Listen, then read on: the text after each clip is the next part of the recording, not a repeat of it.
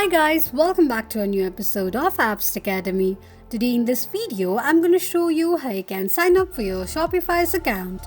Keep watching the video till the end. To sign up for your Shopify's account, firstly go ahead and launch open your Shopify application.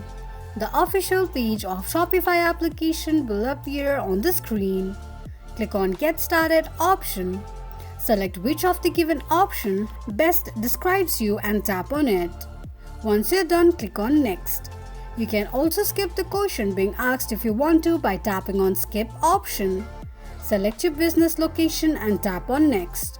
To create Shopify's account, you can sign up using your email, Apple, Facebook or Google account as well. Choose any one of the option. Here I'm gonna go with email. Enter your email address, create a password for your Shopify's account and tap on Create Shopify Account option. Click on an eye icon to check if you have entered your password correctly or not. This is how you can create Shopify's account quickly and easily just in few steps. If you have any thoughts or queries, let us know in the comments section. Don't forget to subscribe to our channel. Also, press the notification bell icon so that YouTube will notify you whenever we post a new video.